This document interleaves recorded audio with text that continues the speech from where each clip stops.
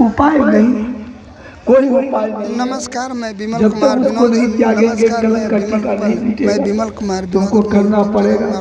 लक्ष्मण तैयार नहीं है, अभी मैं हूँ ये नहीं होगा। तब बड़ा केंदुआ बुआरीजोर प्रखंड के बड़ा केंदुआ गांव में। देखिए यहाँ पर आज से 2 दिवसीय राजा हूँ, मेरी आज्ञा का पालन करना पड़ेगा। हुआ है। देखिए तीसरा, हमारे जो मैं संत ब्रह्म श्री हैं, नाम ब्रह्म परमार्थ रूपा उनका कार्यक्रम हो रहा है। देखिए बाबा साहब सुनिए, बाबा से सुनिए, सब तरफ से तुमको ये काम करना ही पड़ेगा। बाबा से सुनिए, बाबा से सुनिए। और लक्ष्मण किंकर का मूड हो गया, बेचारा सोचा बात तो सही है, एक तो मेरा बड़ा भाई है, इसकी कहना माननी पड़ेगी। दूसरा ये ब्रह्म है, तीसरा युवराज। लक्ष्मण लाचार हो गया। अब लक्ष्मण तो फूट फूट कर रो रहा है। सीता माता को कुछ पता नहीं। सीता माता वह रथ पर बैठी है।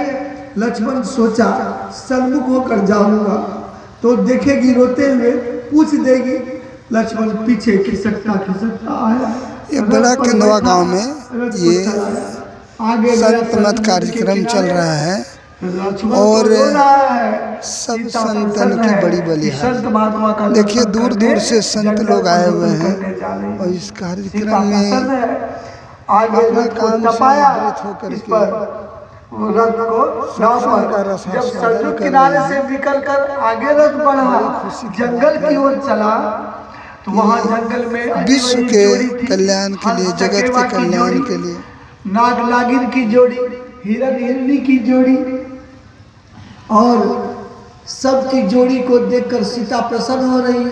कहती है लक्ष्मण भैया ये देखो समा चकेवा की जोड़ी, ये देखो नाग नागिन की जोड़ी, ये देखो हिरण हिरनी की जोड़ी, कितना किलोल कर रही है।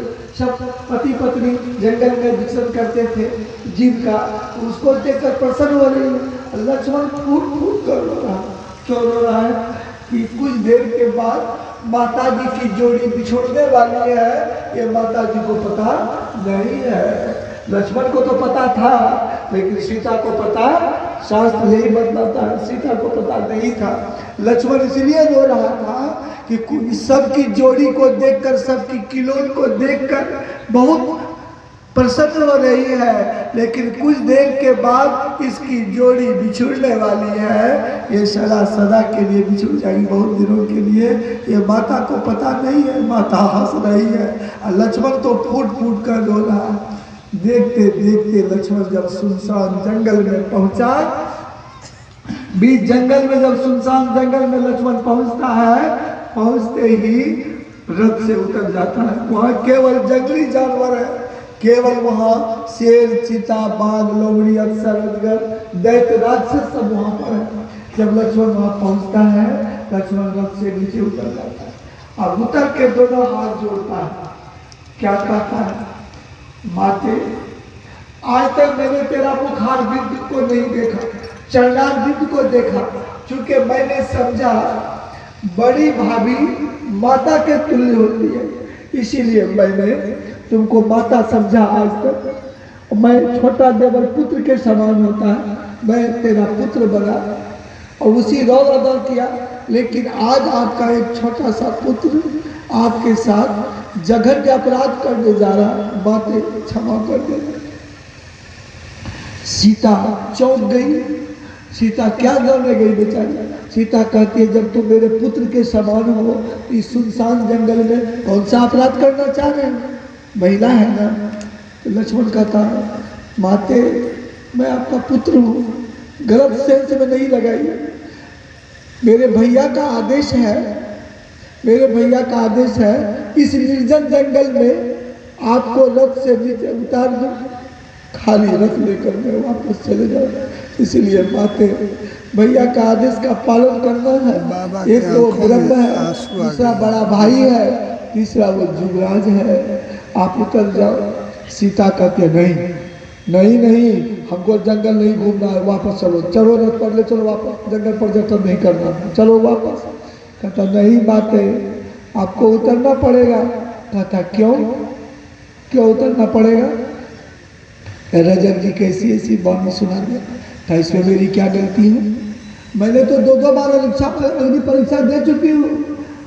मेरी असली रूप को ब्रह्मा जी रखे अग्नि में, नकली रूप को मैं भेजी, और जब नकली रूप आई तो फिर मैं उसको ब्रह्मा जी को सुपुर्द करके असली रूप में प्रभु के साथ आई। अगर लोगों को मुझ पर विश्वास नहीं, यही सीता को ले गया, फिर से मैं अग्नि परीक्षा कर दूंगी। इसमें मेरी क्या दोष है? कौन सी गलती पर भगवान हमको त्याग देना चाह रहे हैं? नहीं, मैं नहीं उतरूंगी। लक्ष्मण बार बार प्रार्थना करता है, माते नीचे उतर जाओ, नीचे उतर जाओ। कहती क्यों? पता नहीं है लक्ष्मण, मैं कम उम्र में की थी तो भगवान जाके धनुष भंग कर दिए। नैहर का भी सुख, पियर का सुख मैंने त्याग दिया, प्रभु के साथ अयोध्या आ गई। यहाँ भी अगर हमको सुख मिलता, वहाँ भी माता कई बर्बाद कर दी। भगवान को पति की सेवा सुख और दुख में करना चाहिए, इससे शिक्षा मिलती है। मैं पति के साथ जंगल आई, यहाँ भी दुष्ट रावण मुझे चैन से नहीं रहने दिया, मेरा अपहरण कर लिया। मैं इतने दिनों तक इस पेड़ के नीचे रह करके इतना सुख दुख भोगी, अब मुझे सुख का समय आया है, भगवान मेरा त्याग कर रहे हैं, कौन सा अपराध है? लक्ष्मण रथ वापस ले चलो। और लक्ष्मण बार बार विनती करता है, नहीं माते आप उतर जाइए। तो इसके हृदय में जो बात थी, सीता की महिला है, सोचिए एक बार उतर जाती हूँ, हृदय की बात उसको चुपचाप कह देती हूँ, ये रथ पर बैठा के वापस ले जाए। देखिए कितना कोमल भाव है सीता का। लेकिन सीता समझ नहीं पाई। जैसे सीता माता नीचे उतरती है, लक्ष्मण तुरंत रथ पर चढ़ा, जितना सामान था सब सामान को नीचे गिरा दिया। लक्ष्मण रथ लेके चल दिया। बार बार कहती है, रुक जाओ लक्ष्मण भैया, रुक जाओ लक्ष्मण भैया, मैं अबला हूँ, रुक जाओ, अबला को छोड़कर जंगल में मत जाओ। और रुकेगा? उसको तो भैया का आदेश है, बेचारे लाचार है, रो भी रहा, रथ चला रहा। अंतिम में सीता अंतिम बात कह दी। क्या कही सीता?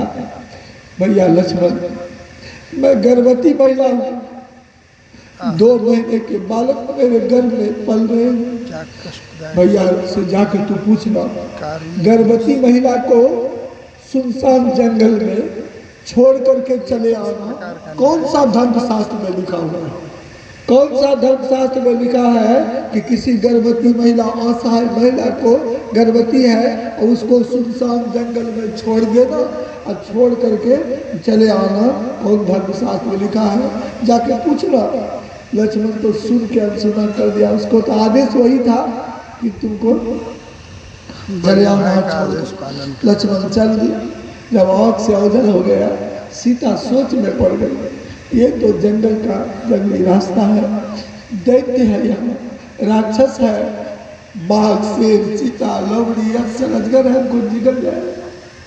अब वो एक तो गर्भवती अवस्था में सारा सामान है, सज धज कर गई थी, बेचारी जंगल घूम गई, छाती पीट रही है, रो रही है, बचाओ बचाओ बचाओ, रो भी रही है और चिल्ला भी रही है। कौन बचाएगा? याद रखिएगा, जिसका दुनिया में कोई नहीं, उसका सद्गुरु है यार। दुनिया में जब कोई रक्षा करने वाला नहीं मिलेगा तो उसका सद्गुरु उसकी रक्षा करते हैं। चिल्लाने जो लगी, इनकी आवाज बगल में वाल्मीकि जी का आश्रम था, ये आवाज गूंजने लगी वहां वाल्मीकि जी का आश्रम। वाल्मीकि जी संत बर्दाश्त नहीं हुआ, 2 सेवक को भेजे, देखो तो जंगल में आवाज किसकी आ रही है। दोनों सेवक गया, सीता महारानी थी, सजी धजी थी, पूरा सब जेवर आभूषण से युक्त थी, छाती पीट रही है, गिर रही है, संभल रही है और रो रही है, बचाओ बचाओ। ये आकर क्या कहा? गुरुवर, लगता कोई वन देवी है, बहुत सुंदरी है, बहुत सा आभूषण पहना है। वन देवी कोई देवी माता देवता की तरह लगती है, बहुत सारे सामग्री इसके पास पड़े हैं, लगता है कोई घटना घट चुका है उसके जीवन में, वो छाती पीट रही है और रो रही है और कह रही है बचाओ बचाओ बचाओ। कोई वहाँ नहीं है, बहुत सामान उनका बिखरा पड़ा है, छाती पीट रही है। संत हृदय नवनीत समान, साधु का हृदय तो मक्खन के समान कोमल होता है, ये तो बर्दाश्त नहीं कर सकता, किसी के दुख को साधु बर्दाश्त नहीं करता। वह तुरंत सहम गए तो वाल्मीकि जी कहते चलो चलो मुझे दिखलाओ। दोनों जाके दिखलाता है, दूर से ही वाल्मीकि जी सीता को पहचान जाते हैं। आप लोग जानते हैं जंगल में जब भगवान जा रहे थे तो चित्रकूट में वाल्मीकि जी का आश्रम था, आश्रम पर गए थे, पहचान गए सीता को। पहचान कर कहते हैं बेटी सीता तुम जंगल में क्यों रो रही हो, भगवान कहाँ है? ये फूट फूट कर रो रही। बोली प्रभु ने मेरा त्याग कर दिया, ऐसा अपराध में बताइए मेरी क्या गलती है गुरु बाबा। वाल्मीकि जी समझ में पहुँचे, संत थे कि बेटी चिंता मत करो, जिसका दुनिया में कोई रक्षक नहीं है उसका सहारा सदगुरु होता है। बेटी गुरु के घर, पति के घर, पिता के घर बिना पूछे जाना चाहिए। बस मेरा दर खुला है बेटी, खुला ही रहेगा, चल मेरे साथ। सेवक को कहा उठा उसका सामान ले चलो। सीता को वाल्मीकि जी अपने आश्रम में ले आए। वाल्मीकि जी पहुंचे, संत थे, आग बंद किए, जान गए सीता गर्भवती है। प्रभु ने ये क्या कर दिया, जान गए कि जनता की भलाई के लिए प्रभु ने ऐसा किया है, जनता की सोच को मिटाने के लिए कलंक लग जाता उन पर। ये कुछ महिला को देहात से बुला करके सीता की सेवा में लगा दिया वाल्मीकि जी कि ये महिला गर्भवती है, इसके पीछे 2-3 महिला को रहना चाहिए सेवा के लिए। लेकिन सीता इतनी कर्मठ थी महारानी, लेकिन देखिए जंगल जाती थी, सीता से बेसी दुख किसी माता को नहीं लगता। थोड़ी सी दुख होती है, नैहर का धमकी देकर चली जाती है, मेकअप का सामान श्रृंगार का सामान नहीं मिला, नहरे चल जाओ, धमकी देती, नहीं करना चाहिए। सीता से बेसी दुख हुआ, सीता को त्याग दिया। बेचारी जंगल जाती थी, लकड़ी लाती थी काट कर जलाओ, धान कूट कर चावल निकालती थी, भोजन बनाती थी, खिला करके भोजन करती थी। लेकिन बिछावन नीचे जमीन पर सोती थी, चादर बिछा कर वही जंगल का भोजन जो था वो करती थी, तपस्विनी का जीवन बिताती थी। लेकिन गर्भ में जो बालक पल रहा था, वाल्मीकि जी के आश्रम में रोज वहाँ सत्संग भजन होता था। जहाँ आश्रम है वहाँ तो रोज सत्संग भजन होता है, वहाँ रोज सत्संग